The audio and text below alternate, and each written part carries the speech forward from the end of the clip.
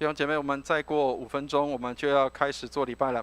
让我们预备心来到主的面前，我们安静自己，来寻求上帝的面，并且我们为我们的服侍的同工，无论在台上的、在台下的、在台前、在台后，所有的服侍还有设备，我们来为这些一起祷告，求上帝帮助我们，让我们在这里有一个美好的敬拜。我们一起来祷告。亲爱的天父，我们为今天早上的崇拜向你献上感恩，谢谢你，你是信实的上帝，除你以外，我们别无依靠，也别无拯救。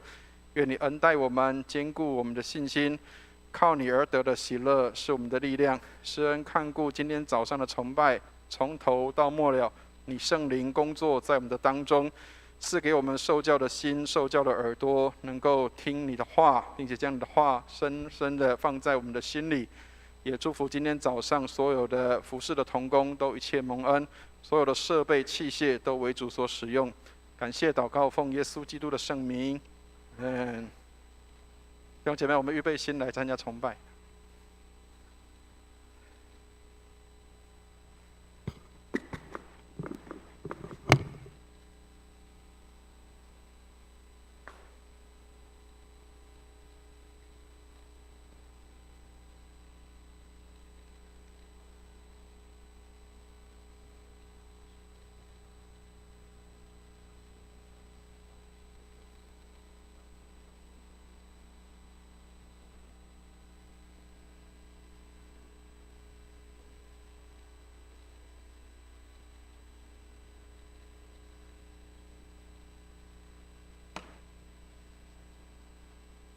我知道那个昨天这边会空。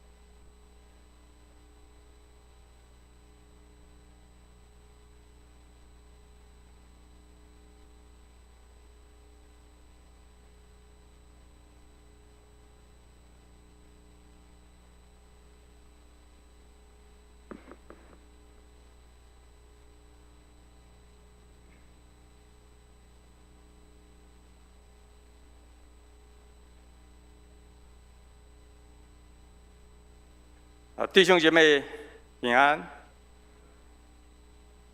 奉主的名，我们现在要今天的崇拜，请续约。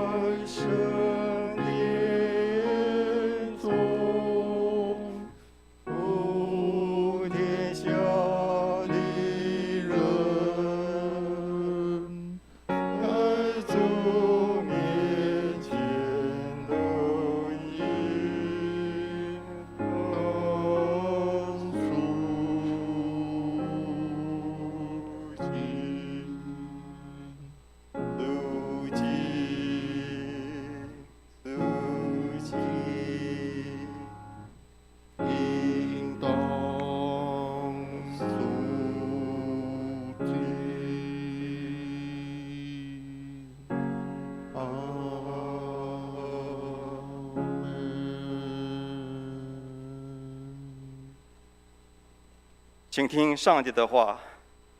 来啊，我们要向耶和华唱歌，向拯救我们的磐石欢呼。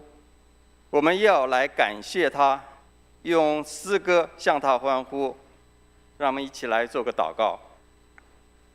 天父上帝，我们感谢你，在主日的早上，我们可以来到你的殿来朝拜你，是何等的感谢。愿你的荣耀彰显，我们就能够看见你就在我们中间。愿你顾念我们的软弱，再次用你的宝血洁净我们，赦免我们在你面前的诸般不义，也除去我们的骄傲。我们也愿意真心悔改，谦卑顺服在主的主权下。今天我们处在一个使人不安的世代，不公不义到处横行，疫情一波接着一波，好像没有停止的时候，飓风、洪水也在多国泛滥，战乱随处可见，全球也因此面临了景气衰退，跟着饥饿、贫穷、灾病，各样的患难临到我们中间。这一切都提醒我们莫使记老，因此我们更要追寻你，依靠你，因为我们知道只有在你里面有平静安稳，让我们能够靠主得胜。让我们每一位弟兄姐妹都愿意站出来，为福音的工作献上自己。时候到了，也愿我们大家激发热心，一起起来建立肢体的联络。每一位都可以委身在一个小组，能够在软弱时得到扶持，在痛苦时得到安慰跟陪伴。也求你开阔我们的眼目还有胸怀，可以明白接受你赐给我们的诸般恩典。在今天的崇拜中，我们也可以得到从你那边得力，有更多的新的盼望，过属灵的生活，见证主名，奉主耶稣基督名求的，阿们。让我们一起起立，我们来唱《新灵粮诗选》74首，我们来唱全首。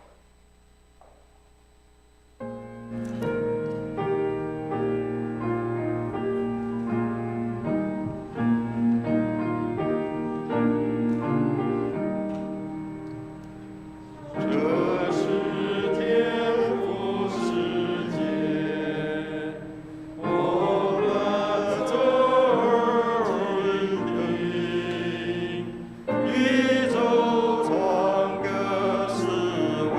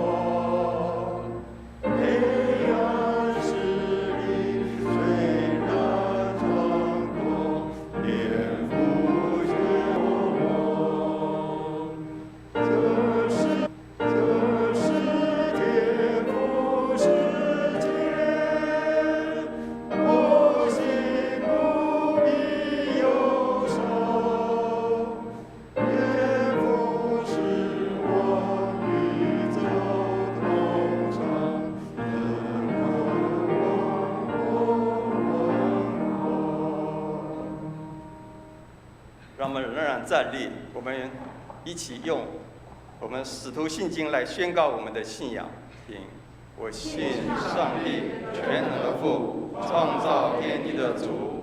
我信我主耶稣基督，上帝的独生子，因圣灵感孕，由童贞女玛利亚所生，在本丢给老婆手下受难，被钉于十字架，受死，埋葬，降在阴间，第三天从死人中复活，升天，坐在全能父上帝的右边，将来必从那里降临，审判活人死人。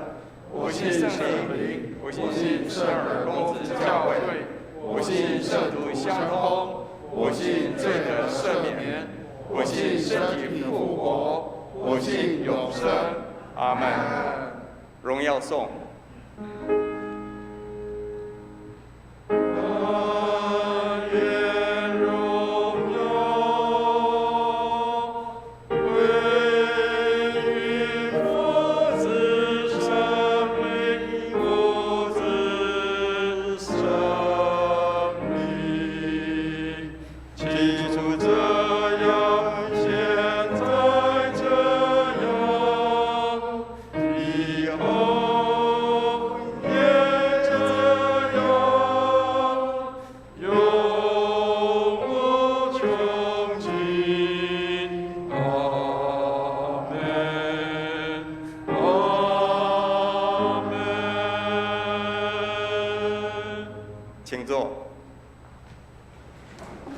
接下来我们要用起音的方式来读这一段经文，是在诗篇137篇1到9节。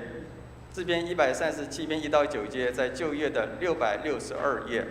那我们用起音的方式，由诗会来读白色的部分，弟兄姐妹印的部分是黄色的部分。诗篇137篇第1节。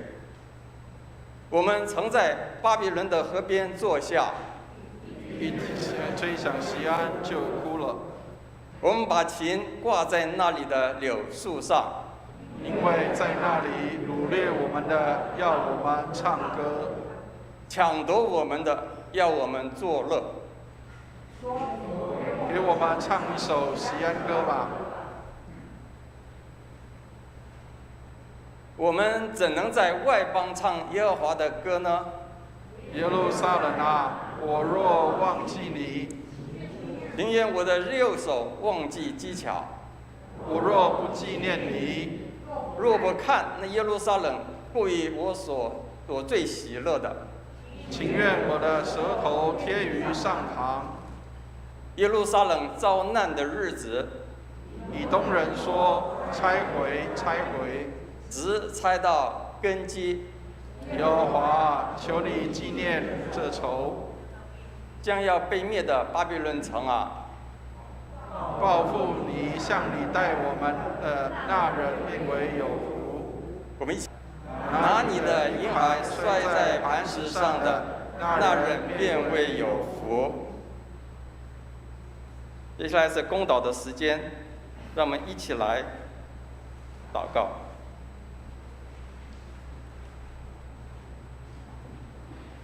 天父上帝，我们谢谢你。这个时候，我们要愿意为着神的国度，我们的宗派、肢体、同胞，要向你来祷告，求主纪念。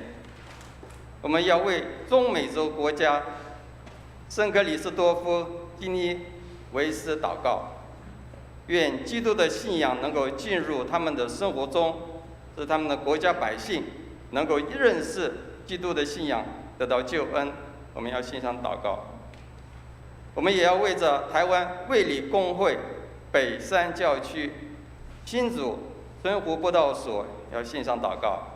我们为着张惠美传道来祷告，也求主你祝福他们在当地所有的服事，奉献充足，教会在当地可以使更多的人悔改信主。也求你带领所有的传道同工身心健康，服事有力。我们要为着台湾的行政首长以及各级官员来祷告，求上帝赐给智慧给执政掌权者，使他们可以秉公行义，做出正确的决定还有政策，整个国家和人民因此蒙福。我们也为着台湾儿童还有青少年能够受到完善的知识教育以及美好的品格教育来祷告。所以我们最后也为着台湾第一线的防疫工作的医护人员还有军警人员来祷告，求主赐他们平安，工作顺利，身心都健康。这些祷告是奉主耶稣基督。我们一起来同诵主祷文。在天上的父，愿人都尊你的名为圣，愿你的国降临，愿你的旨意行在地上，如同行在天上。我们日用的饮食，今日赐给我们，免我们的债，如同我们免了人的债，不叫我们遇见试探，救我们脱离凶恶。因为国度、权柄、荣耀，全是你的，直到永远。阿门。圣道里，我们邀请宝华姐妹来读2段经文：耶利米哀歌，还有提多书，提摩太后书。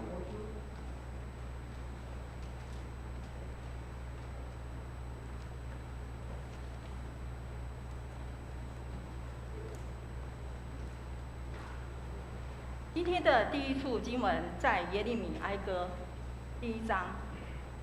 我们教会圣经本在旧约911页，旧约911页。耶利米哀歌第1章1节：先前满有人民的城，现在何竟独坐？先前在列国中为大的，现在竟如寡妇；先前在诸省中为王后的，现在成为进贡的。她夜间痛哭，泪流满腮，在一切所亲爱的中间，没有一个安慰她的。她的朋友都以诡诈待她，成为她的仇敌。犹大因遭遇苦难，又因多服劳苦，就迁到外邦。他住在列国中，寻不着安息。追逼他的都在狭窄之地将他追上。西安的路径因无人来守圣节就悲伤。他的城门凄凉，他的祭司叹息，他的处女受艰难，自己也愁苦。他的敌人为首，他的仇敌亨通。因耶和华为他许多的罪过使他受苦，他的孩童被敌人掳去。西安城的威荣全都失去，他的首领像找不着草场的鹿，在追赶的人前无力行走。第2处经文在提摩太后书1章1到14节。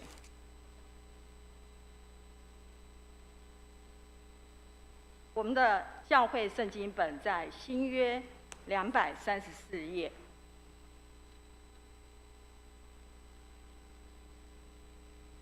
新约234页，提摩太后书第1章第1节。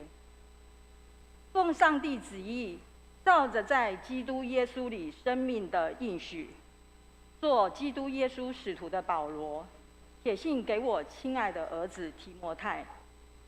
愿恩惠、怜悯、平安，从父上帝和我们主基督耶稣归于你。我感谢上帝，就是我接续祖先用清洁的良心所侍奉的上帝。祈祷的时候，不住地想念你，纪念你的眼泪，昼夜切切地想要见你，好叫我满心快乐。想到你心里无畏之信，这信是先在你外祖母罗以和你母亲有尼基心里的，我深信也在你的心里。为此，我提醒你，使你将上帝借我按手所赐给你的恩赐，再如火挑旺起来。因为上帝赐给我们不是胆怯的心，乃是刚强、仁爱、谨守的心。你不要以给我们的主做见证为耻，也不要以我这为主被囚的为耻，总要按上帝的能力，与我为福音而同受苦难。上帝救了我们，以圣召召我们，不是按我们的行为，乃是按他的旨意和恩典。这恩典是万古之先，在基督耶稣里赐给我们的。但如今借着我们救主基督耶稣的显现，才表明出来了。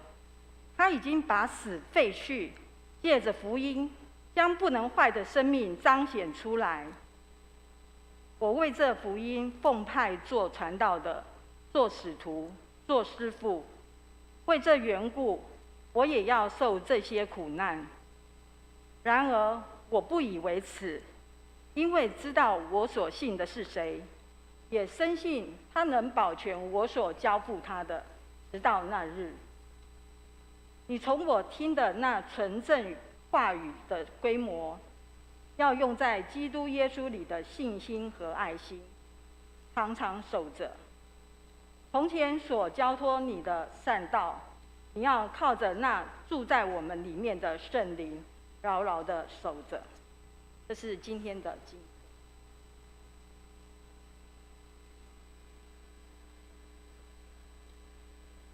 谢谢宝华姐妹的恭读。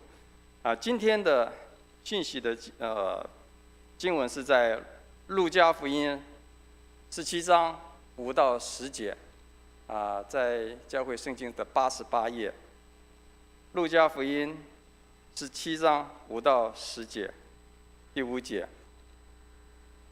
使徒对主说：“求主加增我们的信心。”主说：“你们若有信心，像一粒芥菜种，就是对这棵桑树说：你要拔起根来，栽在海里，他也必听从你们。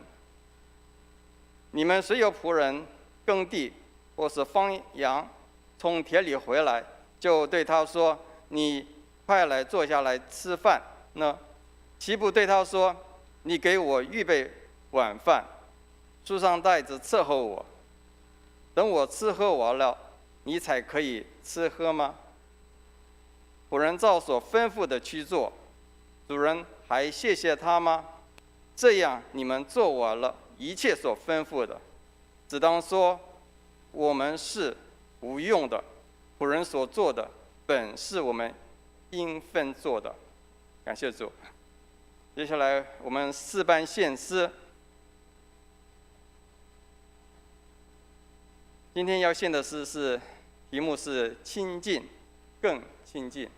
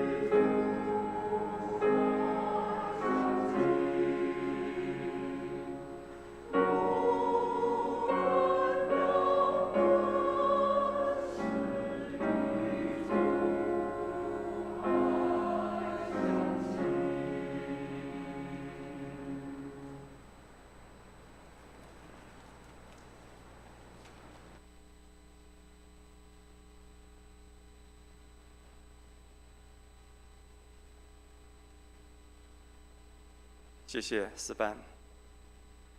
接下来正道，我们请我们的主任牧师蔡牧师来分享。今天的题目是“拼信心，尽本分”。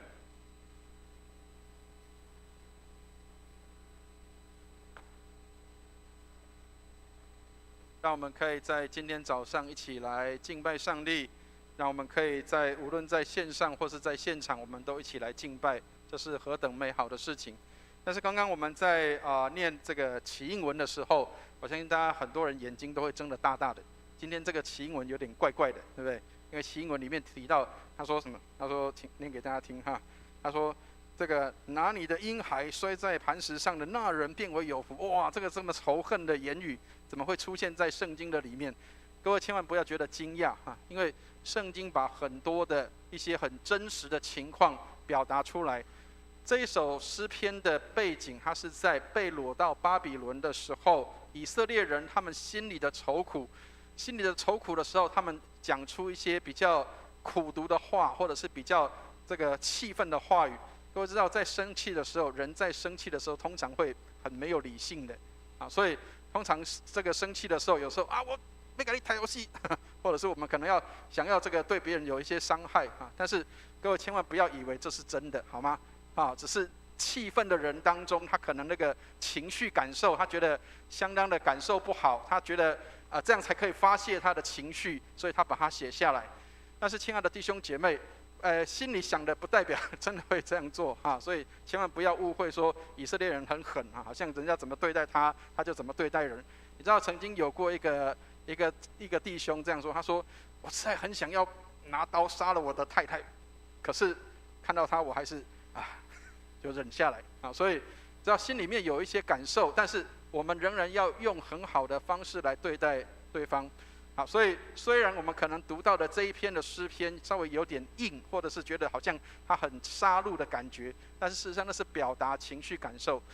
各位知道有时候诗篇很妙，就是如果你祷告不出来的话，你可以用诗篇来祷告。因为有时候那个气吐不出来的时候，刚好读到这个，哇！我希望我的仇敌就像这个被摔在这个磐石上，哇！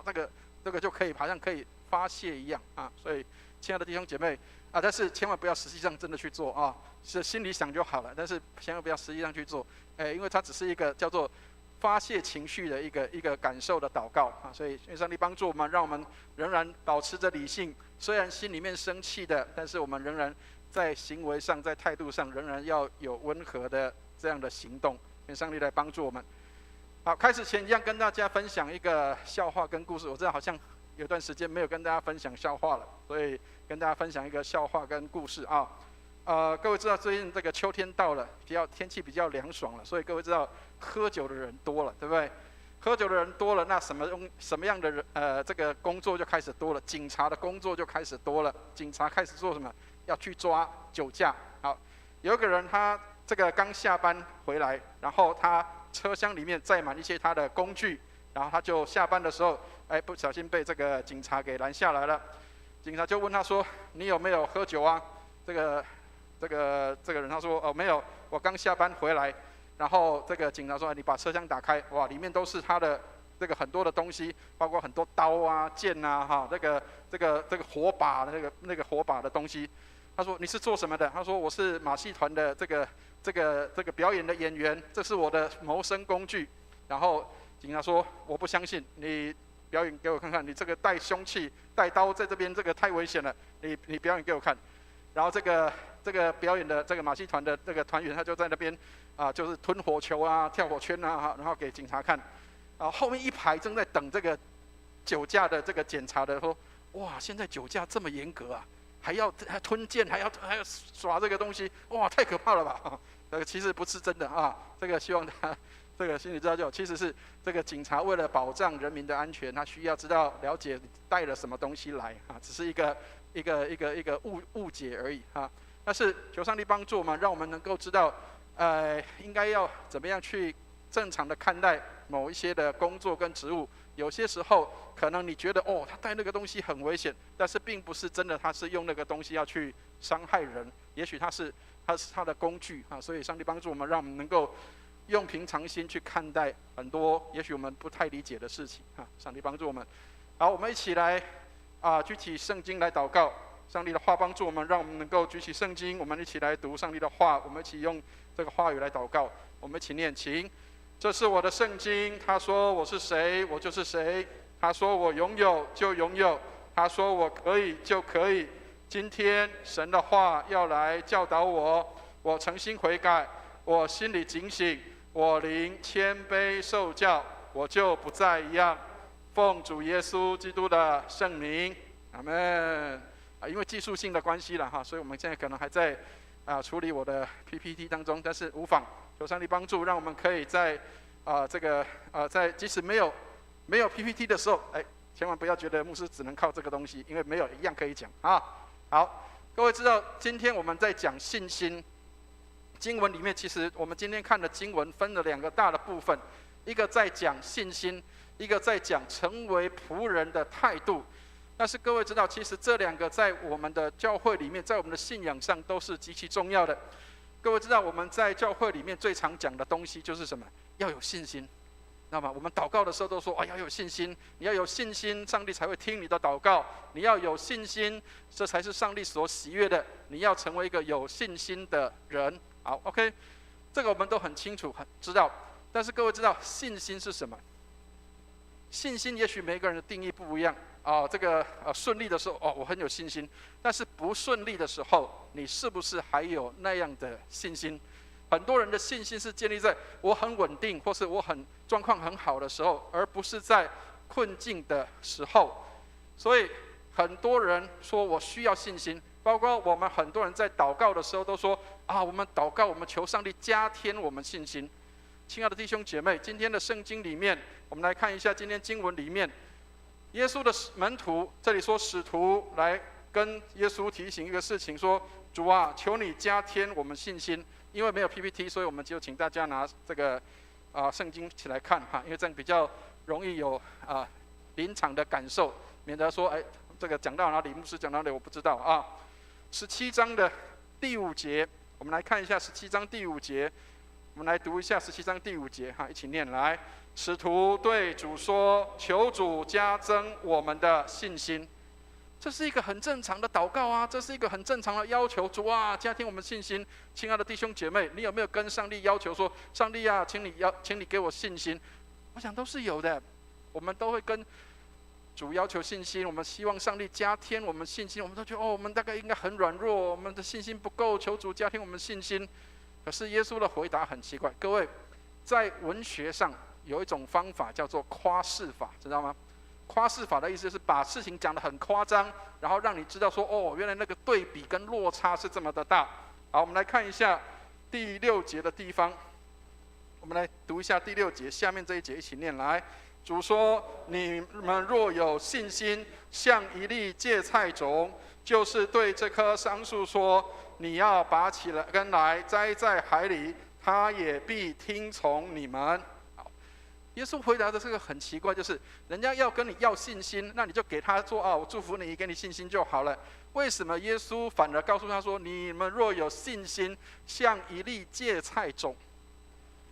我们当中有植物专家，植物专家应该很知道，这个芥菜种的种子是很小颗很小颗的。本来我有拍了照下来了我把那个图片截了下来，在手上，其实它很小颗很小颗，可能手上可以抓一把的这个种子。但是这颗小小的种子，耶稣居然说：“你们若有信心，像那一粒芥菜种一样的话，他说你就算是叫那棵桑树投在海里面，这个把根扎在海里面，它都要这样子。”亲爱的弟兄姐妹，这叫夸饰。各位知道那个桑树知道是什么东西，知道吗？那个蚕宝宝在吃的那个东西其实桑树一般来讲，桑树都也算蛮大棵，如果它年资够久的话，桑树应该也算蛮大棵的。一颗小小的芥菜种，怎么可能跟一棵这么大棵的桑树来做对比跟比较？亲爱的弟兄姐妹，事实上，耶稣在讲的不是在讲那个种子的故事，也不是在讲那棵桑树，他其实在问的是：你如果有信心的话，就算你的信心小到跟那颗芥菜种一样，都能够做这个事情。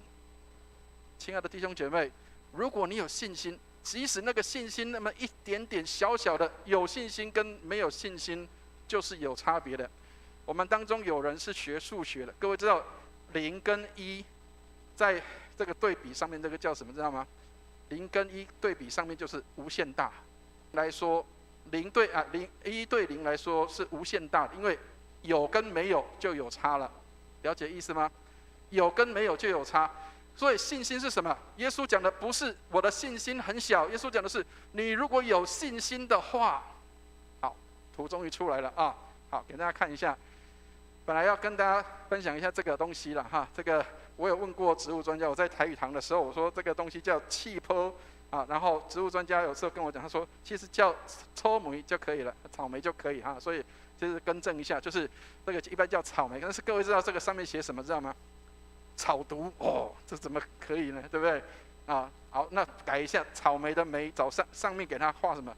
下个雨哦，那也不是啊，对，也不是这个东西，所以各位。最根本的问题是什么？你的字不会写，所以难怪你的东西卖不出去。好，所以很多时候为什么我们说你再努力都没有用？因为你的方向不对了。如果你的方向不对的话，再努力都是没有用的。啊，所以方向对了，努力才有用。很多人说牧师我很努力啊，哎呀我很努力在服侍，我很努力在做什么？方向对了，做了才是有用的。方向不对，再努力都是没有用的。好，所以。信心是什么？信心是上帝的真实事实变作人的经历，人去体会跟体验上帝的信实跟真实，这个是信心。上帝说的是事实，但是我们要去体会跟体验它。各位，在圣经里面有一个人很有名，叫做亚伯拉罕，我们说他叫信心之父。但是很多人的信心是什么？是我建立的，不是跟上帝，不是相信上帝的，是我用我的方式来理解上帝的话。所以亚伯拉罕做一件事情，就是他去找了夏甲，然后生了一个小朋友，这个小朋友叫做以实玛利。好，以实玛利后来这个亚伯拉罕还跟上帝 argue 说，我觉得应该你要给我的应该就是这一个。结果后来上帝说不是，我要给你的是从撒拉生的才是你的后裔。所以亲爱的弟兄姐妹，有时候我们常常用人为的方式来去塑造上帝的事。亚伯拉罕也曾经有过这样的经历，就是他有信心，但是他的信心是什么？是建立在自己的身上，他还没有完全的信靠上帝。等他99岁的时候，上帝告诉他这件事情，他说：“你99岁了，我要给你生一个孩子，明年你要生一个孩子。”他还在喜笑，他觉得说：“不可能，明年我怎么生一个孩子？我100岁了，怎么生孩子？”但是上帝就是让人经历从不可能当中看到的可能。好，所以我们看一下刚刚讲的那个第6节的地方，那个芥菜种，各位，那个种子就这么小啊，手上面就可以抓一把，这个东西就是叫做芥菜种的种子。好，这个是桑树啊，这个是在这个年资够久的桑树，应该就蛮大棵的。一颗小小的种子怎么可以跟一个这么大的树来比？耶稣用的是夸饰法，告诉你说，如果你有信心，这么小的信心一颗，你就可以做这么大的事情，你就可以把这一棵树挪到海里面。所以亲爱的弟兄姐妹，不是在于信心的大小，而是在你有没有信心。这样听得懂意思吗？不是大小，是信心，你有跟没有是有差的。你如果有信心，像一粒芥菜种这么小的信心，都可以叫这么大棵的树投到海里面去。所以戴德生这样说，一个人抓住了神的信实，就敢顺服神；一个人抓住神的信实，他就愿意跟随主的带领；一个人如果抓住神的信实，他就不怕一切的困境，他就愿意跟主而行。所以亚伯拉罕曾经有过一度很有信心的时候，他曾经离开他的本地本族本家，往他所不知道的地方去。上帝告诉他一句话说，你要去到那个我要指示你的地方去，那你要离开你的家。他就照样去了，但是他也经历到那个没有信心的时候，他也曾经因为这个太太太漂亮了，所以他怕人家会抢他的太太，所以他就告诉他太太说，你要叫做我的妹子不要叫做我的太太。他也曾经有没信心的时候。亲爱的弟兄姐妹，信心有时候我们会觉得是好像很小，其实不是，是有跟没有。有时候我们有信心，有时候没有信心。但是耶稣基督告诉我们说，如果你有信心，就算它很小，小到像一颗芥菜种一样，都能够成为大事，成就大事。亲爱的弟兄姐妹，问题在我们愿不愿意相信？当我有信心，我相信上帝的工作的时候，上帝要为我做的是超过我的想象。如果你的信心不够，你就是把上帝看得太小了，然后把自己看得太大了。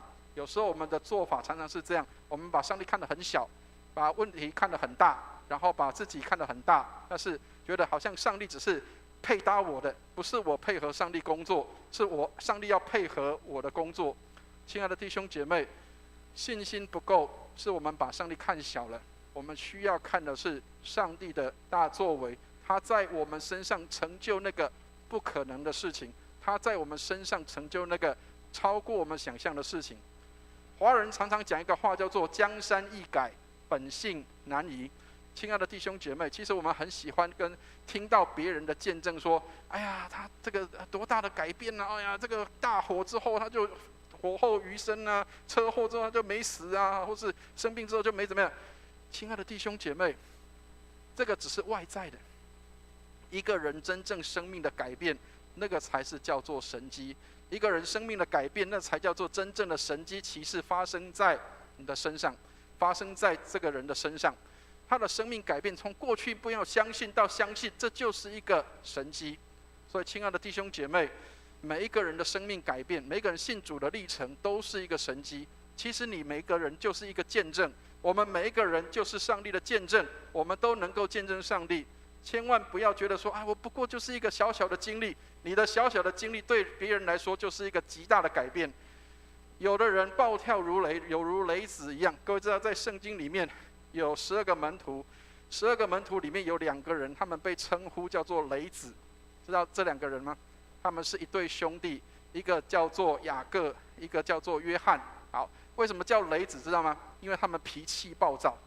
可是各位，你知道，你如果读圣经的话，你读到约翰1书、2书、3书的时候，你会发现，哇，这个常常暴跳如雷的约翰，居然常常讲什么？上帝就是爱，住在爱里面的就住在上帝的里面。亲爱的弟兄姐妹，这个人生命改变呢，那是一个神迹啊，那是一个神迹。你有没有看到神迹显在你的身上？好，接下来耶稣又讲到另外一个东西，叫做服侍的人的态度，其实跟信心也有关系，但是要先跟大家讲一个新的名词哈，这个也是最近才看到的。好，有一个新的名词叫做躺平族，知道吗？好，躺平族它又叫做无声的辞职。什么叫无声的辞职？就是我只做我分内的。好，老板交代的事情，除了我工作的内容以外，其他我不碰。好，下班之后5点钟准时下班，然后老板的电话不接。好，然后我只有做我范围内的工作，然后别人的工作，对不起，不是我的，我不会去碰它。要进修，对不起，不用学习，因为我只做我该有的这个部分。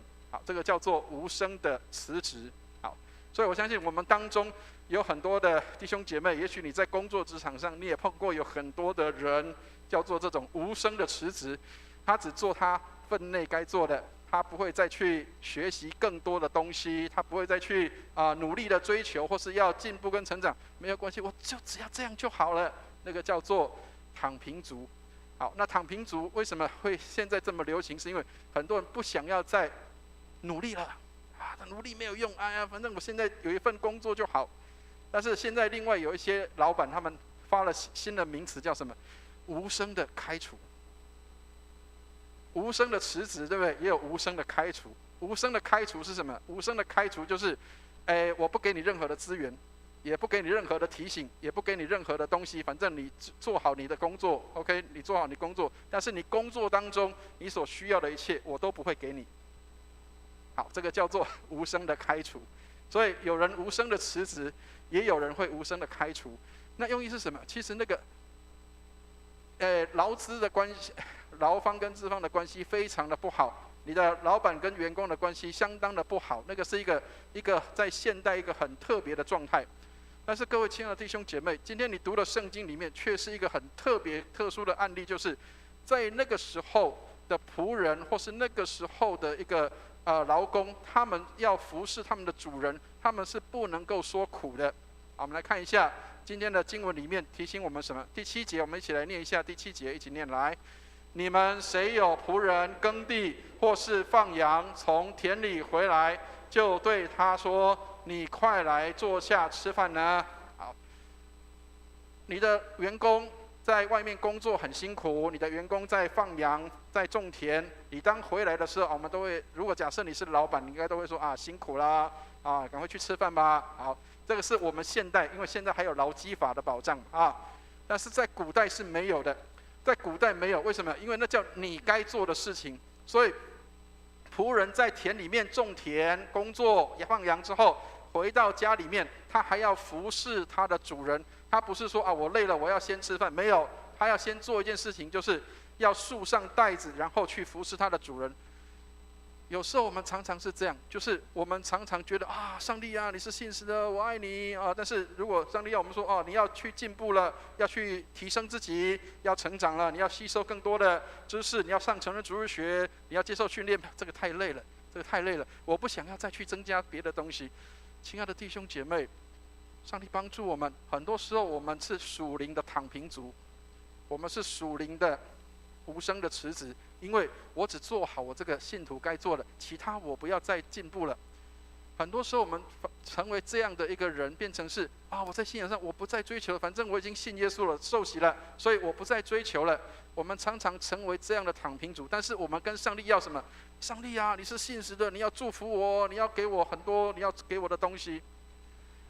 亲爱的弟兄姐妹，上帝帮助我们，让我们从今天的经文来学一个功课。我们来看一下第8节，我们一起来看一下第8节哈，一起念来。岂不对他说：“你给我预备晚饭，束上带子，伺候我，等我吃喝完了，你才可以吃喝吗？”好，你会觉得哇，怎么古时候的那个主人或是老板这么的苛刻？员工都从那个田里面工作回来，居然还要要求他，还要束上带子，然后伺候我吃饭，你才能再吃饭，好像好严格的一个老板跟主管。可是各位，如果你看到这张图片哈，请大家要留意这样的人他们的身份跟角色。各位知道英国有一群职业的人，这些人叫做什么？叫管家。好，但是我要先跟大家讲一个事情是，不管人有没有看到你做些什么事情，你是否能够在没有人看到的时候一样忠心的摆上，那个才叫做服事的精神。很多时候我们常常是啊，有人看到的时候，哦，我要得到人家的肯定跟称赞，所以哇，人家要拍拍手，所以我服侍的很勤奋。但是如果没有人看到的时候啊，这个服侍不过是小咖，我不要服侍了。很多人的服侍态度是给人看到的啊，给老板看到，哇，你看老板会给我加薪，老板会给我很多的这样的一个好的收入。然而，一个真正的好的仆人，一个真正的忠心的管家是，不管我的主人在不在，我的主人有没有在现场，我都把我应该做的事情做好，甚至我要管好我的主人所交托我的产业。这是主人的产业，但是是主人交给我的，所以我要尽忠心来管理它。好，所以我们来看一下第9节的地方，就是在讲这个东西了。第9节，我们一起念一下第9节，一起念来。仆人照所吩咐的去做，主人还谢谢他吗？好，刚讲了这个人的角色叫做管家，这个穿黑衣服的管家在做什么？英国的管家他是很有身份地位的，他不是像我们的帮佣，或者是来照顾，只是来照顾你家里帮你煮饭的，或是来帮你照顾老人家，不是。管家是做什么？你家里有的主人管家里产业很多很大，他必须要有人经管，帮他去处理这些的杂物跟杂事。所以这个管家他随时要预备好，主人随时可能会回来，所以他要做一件事情，就是随时要吩咐好仆人备好饭菜，随时预备好所有的事情，让主人回来的时候，主人随时要什么他都可以供应上去。所以管家是很有身份地位的，在英国甚至有管家学院，教你怎么样成为一个好管家。所以，亲爱的弟兄姐妹，我们说，在教会里面，我们所有的人都没有领薪，都没有领这些的这个好的这个收入，所有人都没有这些的收入。当然，除了牧师以外，除了所有的人都没有这些。但是，我们为什么要成为一个忠心的管家？上帝把这些的责任托付我们，上帝把这个福音的工作事工托付我们的时候，我们是否忠心的摆上，然后愿意来服侍？虽然没有看到，虽然没有别人看见，但是我仍然忠心的去做。当这个仆人的主人他要回来的时候，这个仆人他预备好，等他的主人来到的时候，随时还要问说：主人，你需要什么？有哪些是我可以为你服务的？有些东西是超过他的职务的，或是超过他的这个该做的范围，但是主人一吩咐，这个管家就要为他去安排备好这些的东西。而这些的仆人管家，他必须要做一件事情，这是我应该做的。好，所以顺服上帝要你去做的事情，去做上帝要你做的，不要去做上帝没有要你做的事情。上帝没有要你做的事情是什么？去当那个叫做辖制人的，或是叫做自己享受，然后这个把家里财产弄坏掉，或者是不理这个家里面的这些的应该要管的事情，然后让下面的仆人一起都去乱成一团。他必须要井然有序的把家里所有的产业规划好，随时等着主人回来检查的时候。所以一个管家他是一个很重要的职分。然后他做完这些事情的时候，还要讲一句话。第10节，我们来看一下第10节，他说：“这样你们做完一切所吩咐的，只当说，我们是无用的仆人，所做的本是我们应当分做的，本是我们应当做的，应分做的。”亲爱的弟兄姐妹，耶稣在教导这些的门徒一个事情，在教导这些门徒一件事情，就是当你服侍的时候，不要觉得我想要得到人家的肯定跟称赞，或是我想要从中得到什么好处，我想要从中得到什么益处，因为你所做的事情都是叫做你本分该做的，本分该做的。亲爱的弟兄姐妹，你有看到你的服事，你有看到你所经管的这些的工作事工，这个是我本分应该做的。各位知道有一个医师有一个外国医师叫罗惠夫，知道吗？以前有一个在做那个兔唇的那个唇腭裂的一个医师他叫做罗惠夫。罗惠夫医师他的老家在欧洲那边，他退休的时候回到他的老家，回到他住的地方，然后有一群他以前服务过的一些同事，或是被他治疗过的一些人，他们就到欧洲去看这个退休的老医师。这个老医师他每天在做什么？他每天早上起床，除了他该做的一些早餐还有这些他的一些这个家里的事以外，他10点钟一定准时出门，然后出门去做什么？去到社区里面的那个一些这个社福机构或单位里面去做义工、做志工，然后在那里服侍一些比他这个年纪更大或者是年纪很小的小朋友。然后这些从台湾过去的人看到他这样做的时候，心里很压抑。他说：“罗惠夫医师，你已经退休了，你为什么还要做这些事情呢？”这个罗惠夫医师说：“这是我本分该做的，这是我本分该做的。”这个罗惠夫医师他成为类似像宣教士的样式，来到台湾做医疗宣教。然后他回到他自己的家乡的时候，他依然每一天固定时间去服务在他社区里面的人。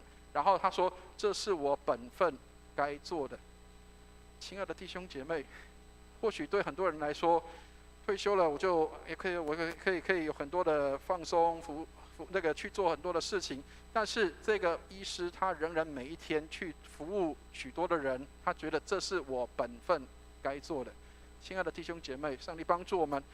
也许有很多事情突然间临到你，也许有很多事情增加在你的身上，但是这些都是上帝给我们有机会去服侍他，上帝给我们有机会让我们可以去服侍这些的事工跟工作。我们成为上帝的仆人使女，这是我们本分应当做的。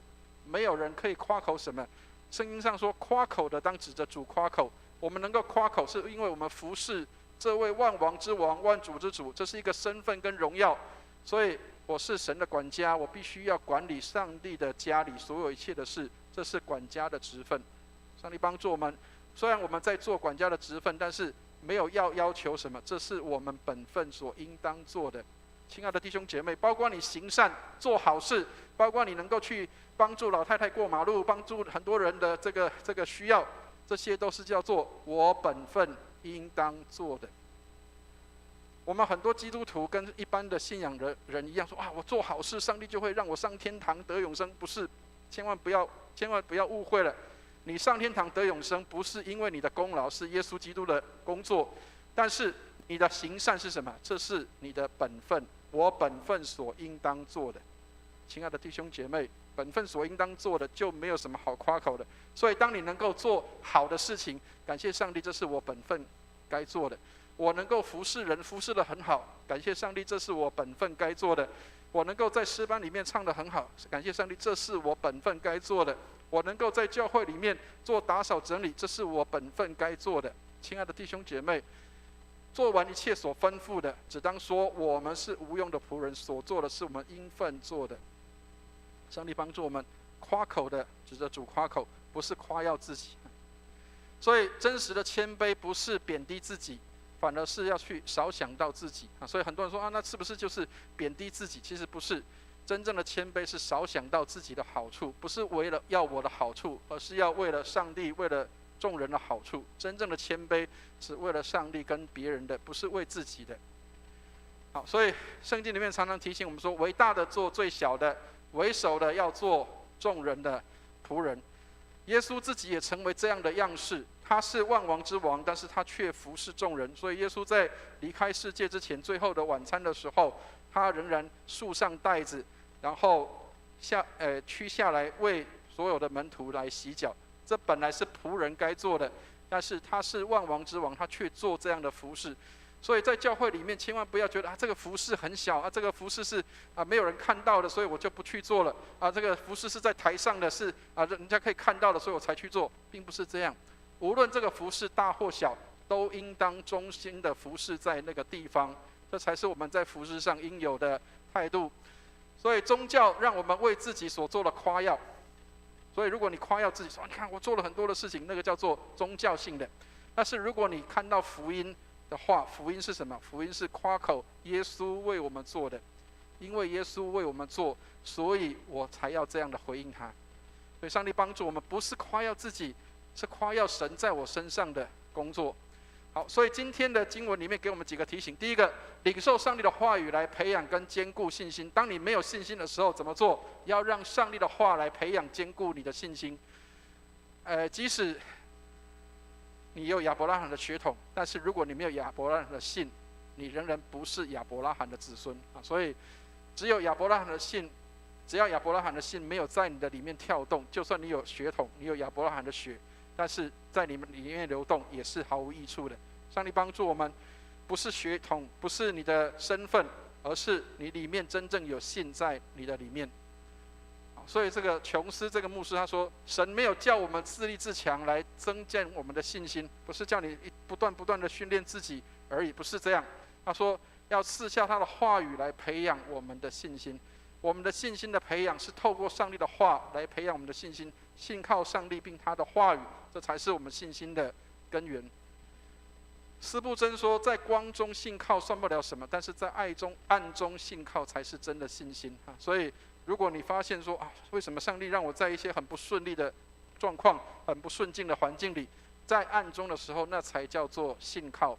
在光里面一切很顺利的时候，那不是真的信心，在暗中的信靠才是真的。第二个，我们看到透过上帝的话来看到服事的价值。我们是服事万王之王、万主之主，所以千万不要觉得我好像是一个廉价劳工一样，好像人没有看到，好像我觉得我身份很低微。我们是与神同工的，不是廉价劳工。所以当你能够服侍上帝的时候，你可以服侍主的时候，要看到我是服侍这位万王之王、万主之主，这是荣耀的。我们不是廉价的劳工，是荣耀的，是一个荣耀的身份。所以身边的人都在做的事情，不代表你也要做。很多人都希望得到好名声，得到人家的肯定跟称赞，或是要得到好处跟益处。基督徒要做的不是要做众人做的事情，我们要做的事情是跟别人不一样的。为大的做最小的，为首的做众人的仆人。亲爱的弟兄姐妹，上帝帮助我们，你服侍上帝是很有价值的。前几天我在新闻里面看到一个事情，让我觉得心里面很激动。我们常常都说，我们是服侍真的上帝，我们敬拜真神，但是我们常常叫做假拜，就是假的去敬拜，但是很多拜假神的人他们是很认真的我说这个新闻就是我看到那个新闻是这样，有人要去庙里面去做打扫整理的工作，他还要缴钱的。他说打扫一次要700块，为什么？因为那个是做功德，所以他说我去打扫整理，我还要缴钱给庙方700块。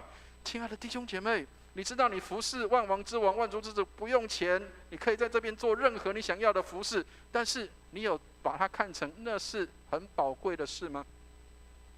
身边的人都在做的事情，不代表你要做，不是你要去得到功德，而是我本分该做的。永远不要失去盼望。虽然有时候你可能会觉得我做这个有果效吗？每一个事情在上帝眼中都是重要的。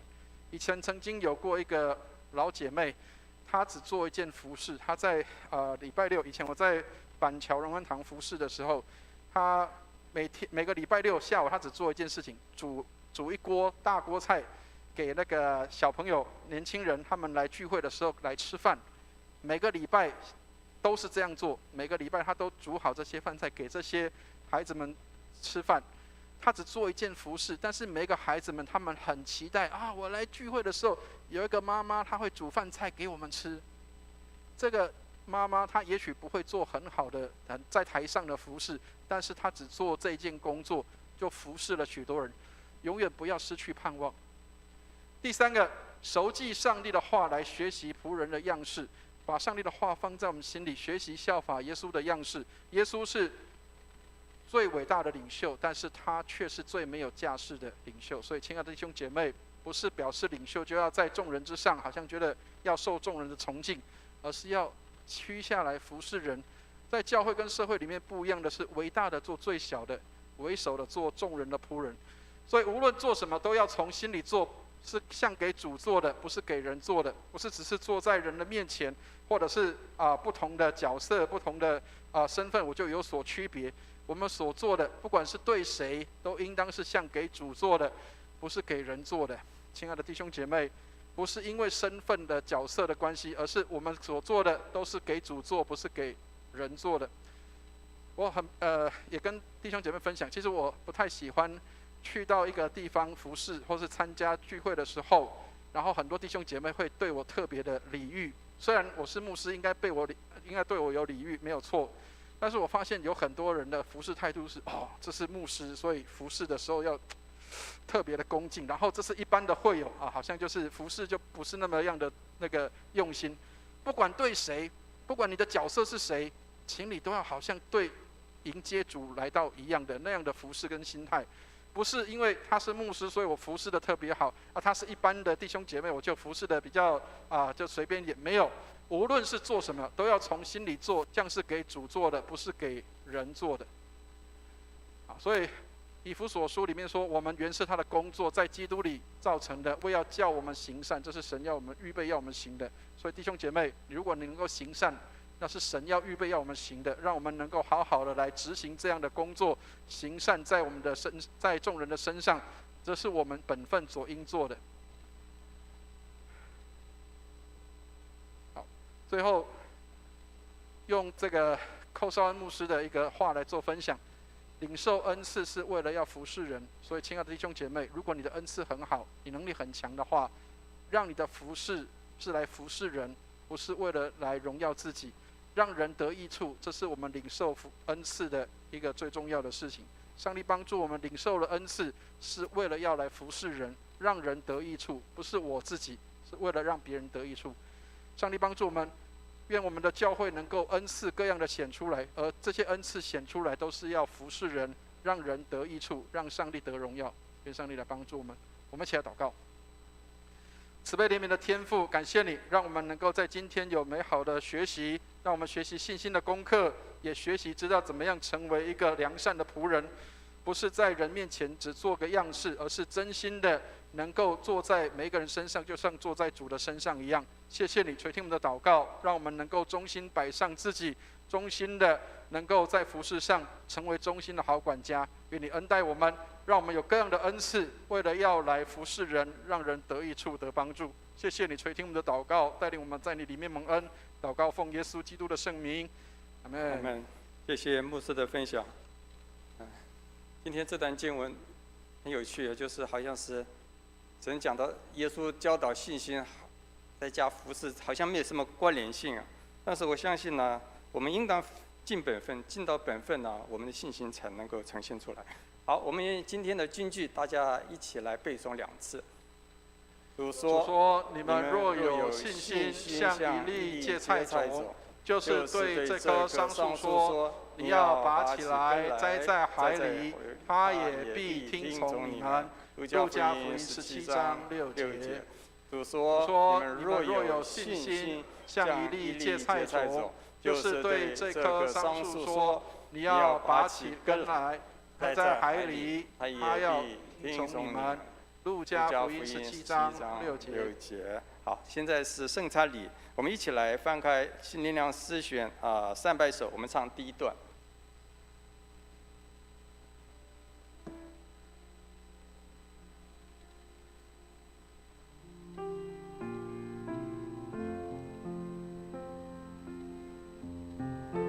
身体为我舍，主宝血为我流，因被乃主自己为我舍离，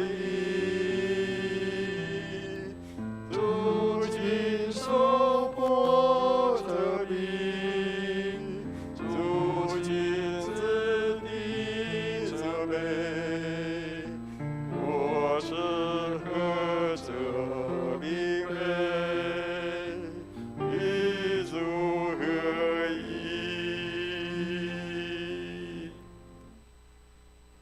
把时间交给牧师。弟兄姐妹，我们每个月的第1周都是我们的圣餐主日。事实上，在以前过去古代的时候，每一次做礼拜都是要守圣餐的。然而，我们卫理公会的特色，在我们的每个月的第1周做这样的圣餐主日是有意义的，是要让我们在1个月开始的时候，让我们就预备好自己，让我们来跟上帝恢复连结跟那个美好的关系。有时候失焦的时候，让我们再把这些失焦的地方再调整回来，或是把这些忘记的事情再记得，或是把它能够 recall， 能够再重新的找回来。有时候传道人跟牧师服侍久了，我们也常常会失焦的。很多时候传道人服侍久了，我们也渐渐的喜欢了人的掌声，我们也渐渐的喜欢了某些位置，甚至为了某些位置的缘故，我们甚至会去践踏自己的同工。有时候我们常常是拿这些东西，然后自以为意，觉得我们在上帝面前好像我们是自以为自己是忠心良善的仆人。其实每个时候我们都需要反省，我们所做的是真的吗？是真的做在主身上，还是为了荣耀自己？很多时候的失焦不见得是一下子很快就失焦了，也许是渐渐的。当我们越来越听到人的掌声的时候，就越来越少听到上帝的声音了。愿上帝帮助我们，当越在高位处的时候，越在荣耀处的时候，就越要小心跟谨慎自己跟上帝的关系。求主怜悯帮助我们，让我们基督徒常常提醒自己，我有没有失焦了？我有没有看重别人给我的肯定超过上帝给我的？愿上帝帮助我们，让我们都谦卑的在主的面前，无论我们是传道人或是传道的人，我们每一个人都应当来到神的面前，要来思想我们跟上帝的关系。所以每个月的第1次的这样的一个主日圣餐，是给我们一个机会来做反省跟提醒，也让我们来纪念那些常常在服事当中不辞劳苦的人。要请弟兄姐妹跟我们这些服事的同工，要跟他们说谢谢，因为当你领受到很多服事的时候，你现在能够在这个会堂里面能够有这么干净的环境，有冷气可以吹，有这些的设备可以使用，有很多的这些的人司琴或者是设备的运用，还有这些的司会的人，或是这些的服事，都是很多的弟兄姐妹他们忠心的摆上，他不会是白白的平白无故的。这些弟兄姐妹他们也是忠心良善的仆人，他们在众人的面前，在上帝面前说：“我们是无用的仆人，我们是无用的仆人，只愿上帝的名得荣耀。”所以，亲爱的弟兄姐妹，虽然我们不要得人的夸耀，但是我们要赞美肯定那些在我们当中服侍的人。他们的服侍也许是微小的，他们的工作也许是少的，也许是不见得很明显的，但是我们仍然要带着感恩跟感谢来感谢那些在我们当中服侍的同工。愿上帝祝福我们，让我们的教会的氛围是以感谢和赞美做这样的一个文化，而不是太多的批评跟论断。因为怎么好还是有更好的，怎么做的再好还是会有更好的方法或方式，没有人是完全的，但是我们都需要弟兄姐妹给我们的这些服侍的同工有肯定跟这样的赞美。虽然他也许不是在很明显的地方，但是有人愿意服侍，我们都要这样的感谢他们。也许他只是一个小小的主日学老师，或者是他只是一个在打扫的工人，他都是在这里服侍的人。愿上帝帮助我们，让我们在圣餐主日当中，我们也纪念这些弟兄姐妹的摆上。请听圣经的话：看啊，我站在门外叩门，若有听见我声音就开门的，我要进到他那里去，我与他，他与我一同坐席。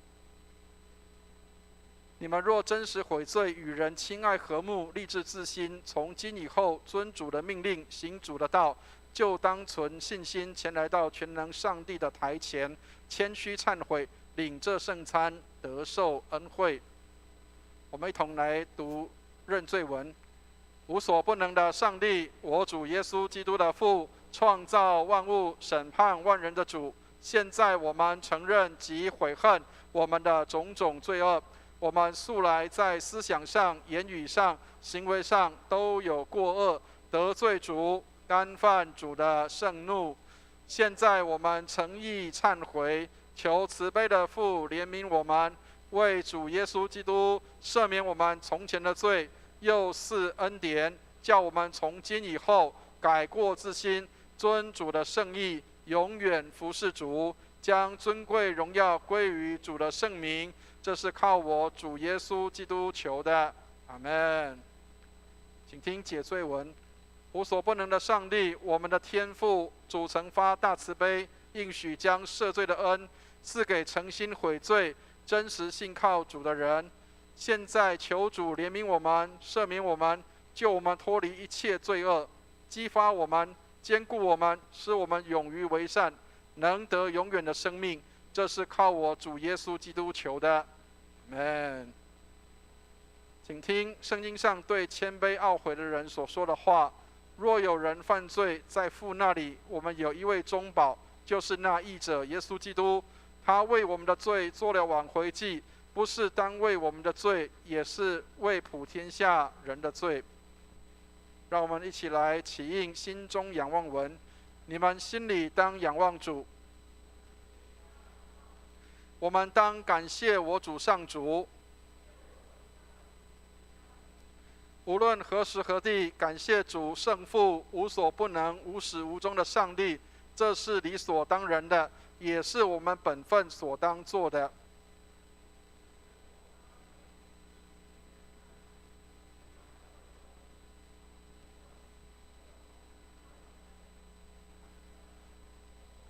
圣哉，圣哉，圣哉！天地万军的主，主的威严充满天地，愿荣耀归于至上的主，阿们。基督在十字架上替世人赎清罪孽，他又设立圣餐之礼，吩咐我们常常奉行，纪念他的受死，直到他再降临的时候，领受主所赐的这饼和酒，就是领受他的圣体与宝血。主耶稣被卖的那一夜，拿起饼来，祝谢了，就拨开说：“你们拿着吃，这是我的身体，为你们舍的，你们应当如此行，为的是纪念我。”饭后又拿起杯来，祝谢了，递给他们说：“你们都要喝这杯，是我立新约的血，为你们和众人免罪流的。你们每逢喝的时候，要如此行，为的是纪念我。”阿们。我们一起来同诵谦恭敬主文。慈悲的主，我们到主的圣桌前，不敢靠自己的义，唯靠主的大恩典，唯主永无更改，常施怜悯，叫我们能领受上帝爱子耶稣基督的圣体与宝血，使我们犯罪的身体和灵魂都可被他的宝血洗清，而获得丰富的生命。我们就常住在基督里面，基督也常住在我们里面。阿们。好，请我们的陪餐的同工到台前来。弟兄姐妹，如果你已经受洗成为神的儿女，不管我们是哪一个宗派教会，或是我们从哪个地方来，我们都欢迎你跟我们一起来领受这个饼杯。这个饼杯代表的意义就是在基督里我们是一体的。所以如果你已经预备好，就请你从位置上站立起来，由我们的同工会发圣餐到你的手上，让我们预备好自己来领受圣餐。如果你已经预备好，就从位置上站立起来，然后我们的同工会发到你的手上。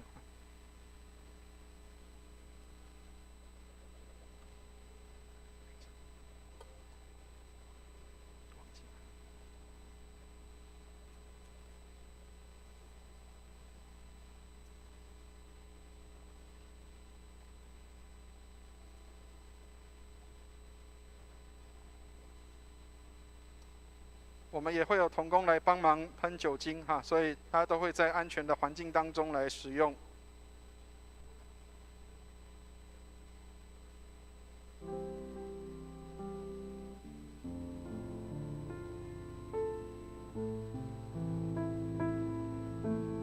这个圣餐，这是主耶稣的身体，为我们舍的，保守我们十分的平安。耶稣的宝血为我们免罪流的，保守我们十分的平安。如果你已经拿到饼杯，就可以坐下来。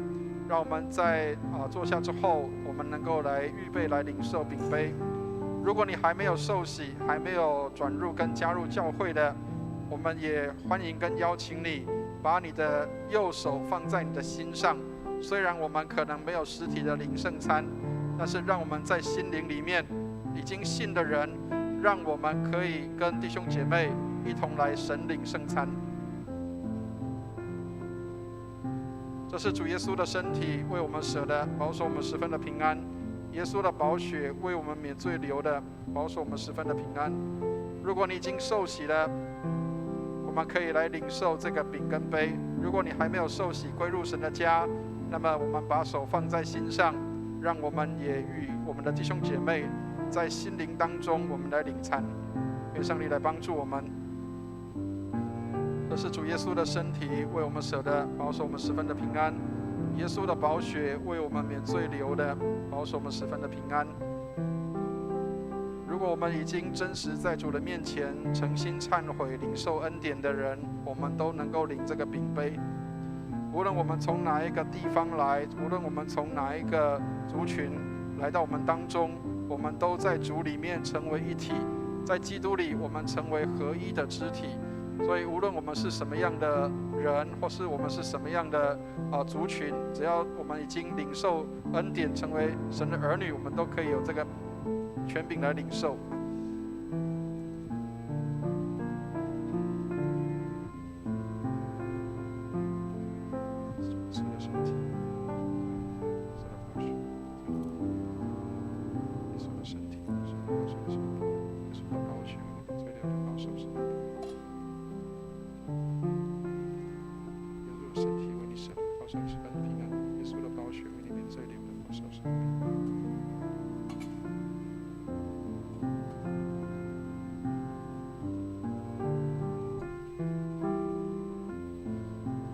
弟兄姐妹，如果你已经拿到，还有弟兄姐妹还没拿到哈，楼上的请帮忙一下。好，弟兄姐妹，如果你已经拿到了饼杯，我们就要预备来领受这个圣餐。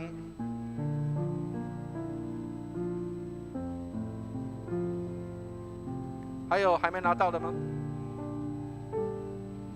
好，如果我们都已经拿到的话，弟兄姐妹，让我们一起来享用。我们请打开这个饼杯，我们一起来使用。记得口罩要拿下来，要不然会挡到了。因为口罩戴久了，有时候我们会忘了。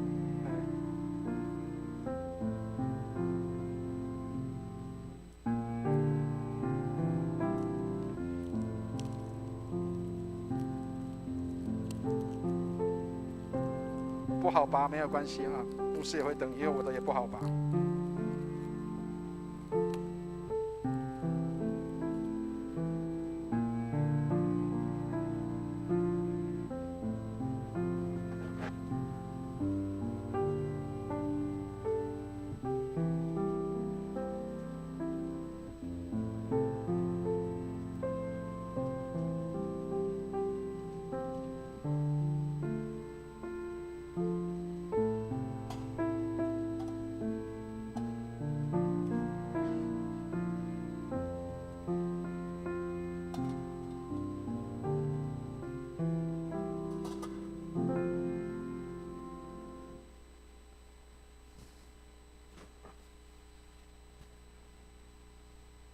弟兄姐妹，我们一起来同颂奉献求恩文，赞美和感谢主，借着主耶稣基督舍身流血，得蒙赦罪诸般的恩赐，现在将自己献给主，做合宜清洁的活祭，恳求主使我们得蒙主的大恩鸿福。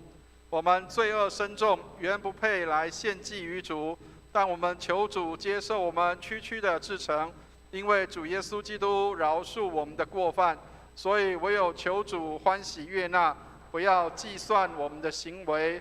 但愿尊贵荣耀归于无所不能的圣父、圣子、圣灵三位一体的主，永世无尽。阿们。好，今天圣诞到这里。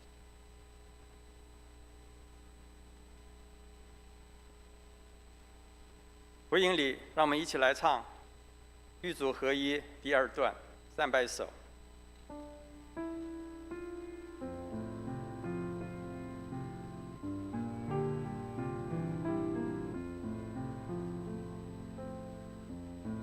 和耶稣同定死，不再受罪下治，将罪我难以死，却想主活。我与主同复活，胜过黑暗权势。我主耶稣自己，荣耀主名。我们一起来做一个奉献祷告，也请丝线的同工到台前来。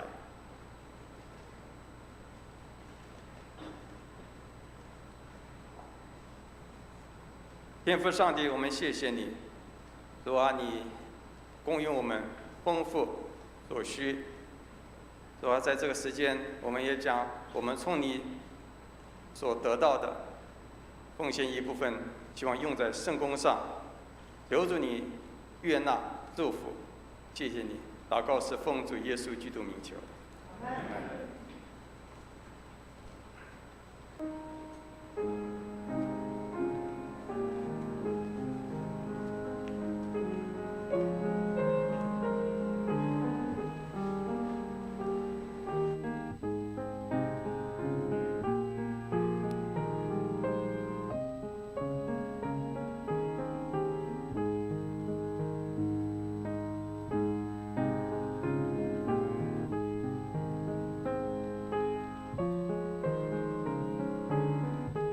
好，让我们一起起立，我们来唱向主献陈歌。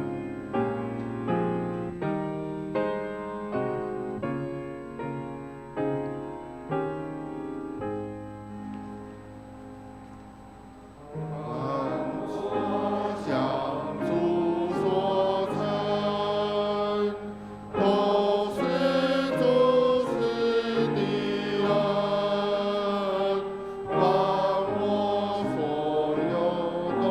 属于主。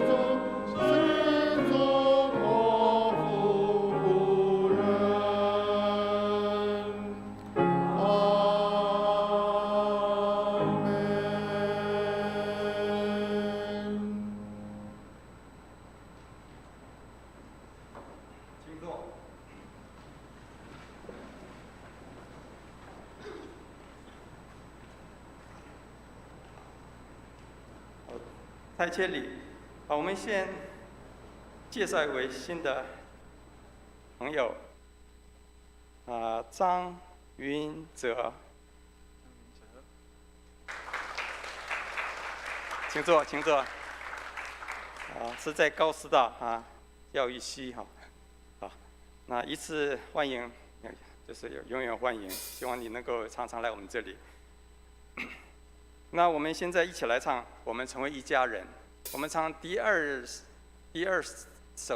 节的时候呢，大家彼此共守问安。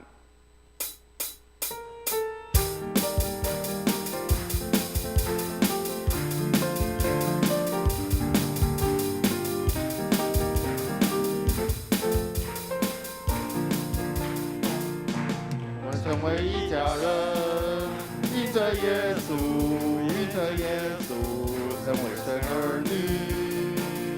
我们成为一家人，因着耶稣，因着耶稣，成为神国的子民。因着耶稣的天经，因着耶稣入光明，因着耶稣。复活的生命，共享生命的喜悦，同在主儿中面前，因着耶稣同受丰盛的产业。我们成为一家人，因着耶稣，因着耶稣，成为神儿女。我们成为一家人，因着耶稣，因着耶稣，成为神国的子民。因着耶稣的洁净，因着耶稣入光明，因着耶稣同享复活的生命，同享生命的喜悦。同在主爱中连结，因着耶稣同受丰收的产业。请坐，请坐。好，现在让我稍微简单的介绍一下教会事工报告以及肢体消息。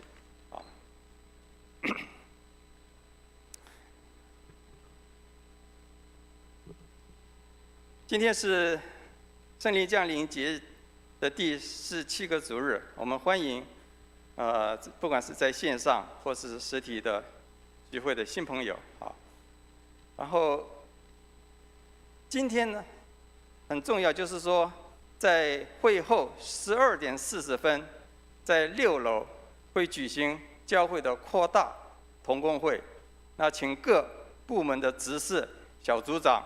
还有主日学的校长、成组的校长、师班的班长，请留步参加了所以说我们等一下有成组，但是呢，我们这次的成组一定要在12点40分之前呢要结束，让这些组长们呢，他们可以准时的参与这个会议。另外，自负一人学院正式的开课是从明天开始，如果还没有报名的，请尽快的报名。另外，国庆的连假是10月9日，就是下个星期天下个星期礼拜天我们仍然有主日的崇拜，但是星期一，同工们是要休息所以如果有事情就请直接联络牧师。另外，再报告一下，就是10月22号星期六下午1点半，在高卫有举办的是佩林布道会，那讲员是新任的卫理神学院的院长魏连玉，他的题目很有意思，跟我们非常有关系的生死学，还有终末观这个题目蛮耸动的，希望大家能够尽量的参加。或者是里面可以有很多我们说可以受到很多的帮助。好，我们今天的报告就到这里。牧师还有没有？好，那我们请起立，我们来唱《三一颂》。普天之小王，我闻名，齐声赞美父子圣灵，三位一体同荣同尊，万有之源，万福之恩。阿门。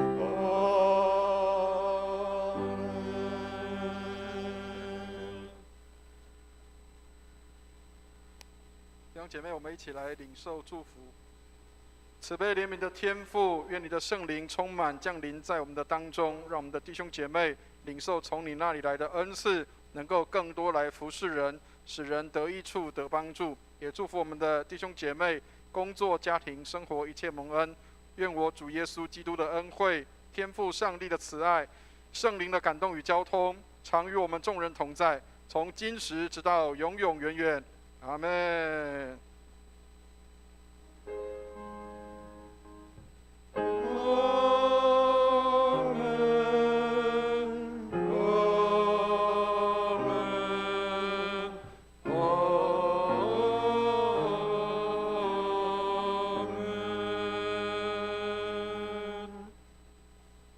请坐。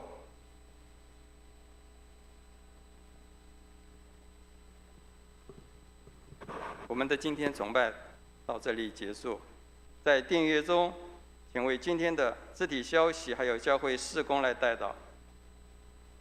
在病痛中忧伤的弟兄姐妹，欢迎来电，教会为你们祷告。